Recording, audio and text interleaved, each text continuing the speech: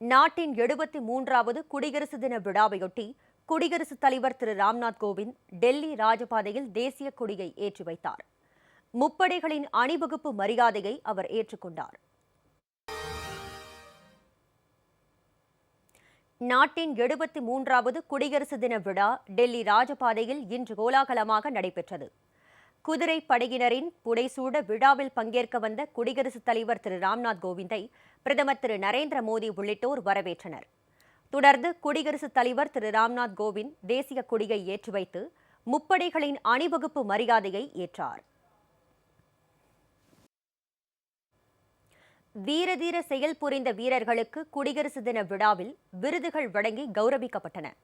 2020ஆம் ஆண்டு ஆகஸ்ட் மாதம் ஸ்ரீநகரில் நடைபெற்ற பயங்கரவாத எதிர்ப்பு நடவடிக்கையின் போது 3 தீவிரவாதிகளை கொன்று வீர மரணமடைந்த ஏஎஸ்ஐ திரு பாபு ராமுக்கு கொரோனா அச்சுறுத்தல் காரணமாக இந்த ஆண்டு குடியரசு தின விழாவில் வெளிநாட்டு சிறப்பு விருந்தினர்கள் யாரும் பங்கேற்கவில்லை. குடியரசு தின விழாவில் பங்கேற்கும் பார்வையாளர்களின் எண்ணிக்கையும் 24,000ஆக குறைக்கப்பட்டது. விழாவில் பிரதமர் திரு நரேந்திர மோடி, மத்திய அமைச்சர்கள், முப்படை தளபதிகள் உள்ளிட்டோர் பங்கேற்றனர். குடியரசு தின விழாவில் பங்கேற்பதற்கு முன்பு இன்று காலை தேசிய போர் நினைவிடத்திற்கு சென்ற பிரதமர் திரு மோடி மலர் வளையம் வைத்து மரியாதை செலுத்தினார்.